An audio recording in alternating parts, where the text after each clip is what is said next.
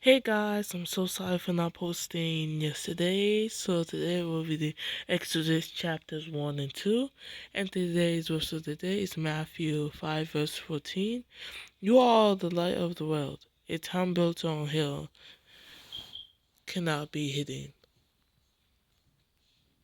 Amen. So today we're reading Exodus chapter 1. The Book of Exodus. Exodus chapter 1.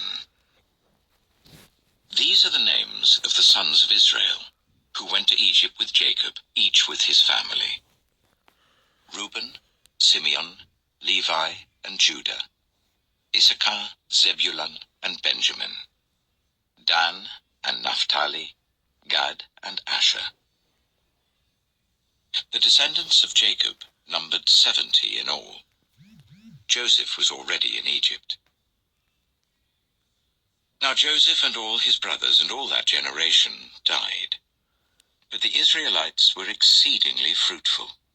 They multiplied greatly, increased in numbers, and became so numerous that the land was filled with them. Then a new king, to whom Joseph meant nothing, came to power in Egypt. Look, he said to his people, the Israelites have become far too numerous for us. Come, we must deal shrewdly with them, or they will become even more numerous, and if war breaks out, will join our enemies, fight against us, and leave the country. So they put slave masters over them to oppress them with forced labor, and they built Pithom and Ramesses as store cities for Pharaoh. But the more they were oppressed, the more they multiplied and spread.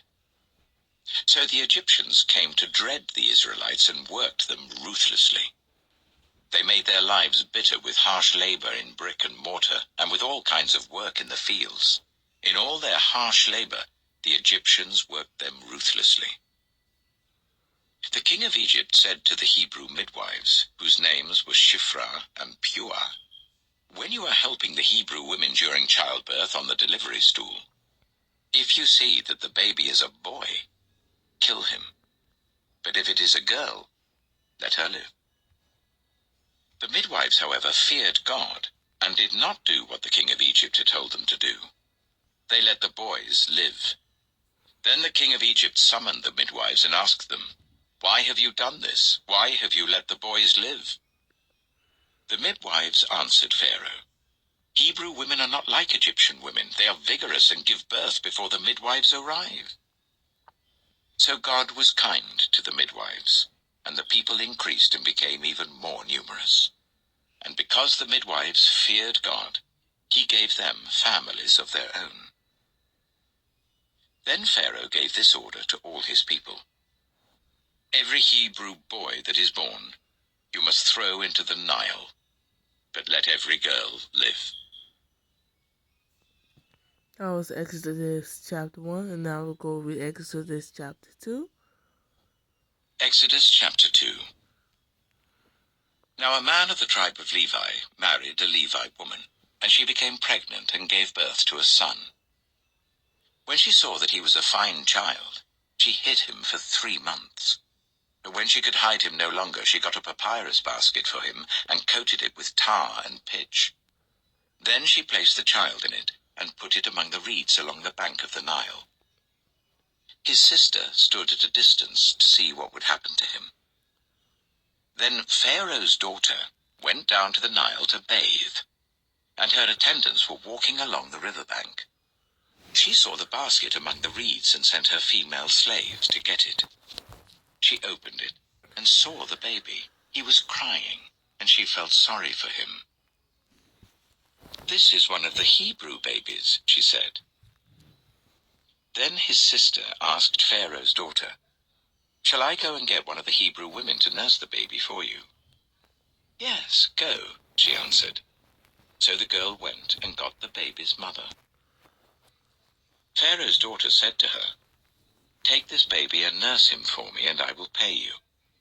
So the woman took the baby and nursed him. When the child grew older, she took him to Pharaoh's daughter, and he became her son. She named him Moses, saying, I drew him out of the water. One day, after Moses had grown up, he went out to where his own people were and watched them at their hard labor. He saw an Egyptian beating a Hebrew, one of his own people. Looking this way and that and seeing no one, he killed the Egyptian and hid him in the sand. The next day he went out and saw two Hebrews fighting. He asked the one in the wrong, "Why are you hitting your fellow Hebrew?" The man said, "Who made you ruler and judge over us? Are you thinking of killing me as you killed the Egyptian?" Then Moses was afraid and thought, "What I did must have become known." When Pharaoh heard of this, he tried to kill Moses. But Moses fled from Pharaoh and went to live in Midian, where he sat down by a well. Now a priest of Midian had 7 daughters, and they came to draw water and fill the troughs to water their father's flock. Some shepherds came along and drove them away, but Moses got up and came to their rescue and watered their flock. When the girls returned to Reuel their father, he asked them, "Why have you returned so early today?" They answered, "An Egyptian rescued us from the shepherds. He even drew water for us and watered the flock." "And where is he?" Reuel asked his daughters. "Why did you leave him? Invite him to have something to eat." Moses agreed to stay with the man, who gave his daughter Zipporah to Moses in marriage. Zipporah gave birth to a son, and Moses named him Gershom, saying, "I have become a foreigner in a foreign land."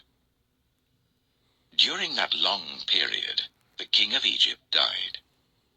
The Israelites groaned in their slavery and cried out, and their cry for help because of their slavery went up to God.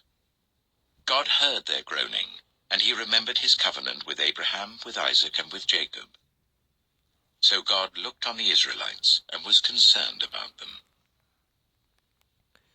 Amen. So that was Exodus chapter 1 and 2. And tomorrow we're going to read Exodus chapter 3. So I'm going to end the video off here, and you guys have a blessed night. Amen.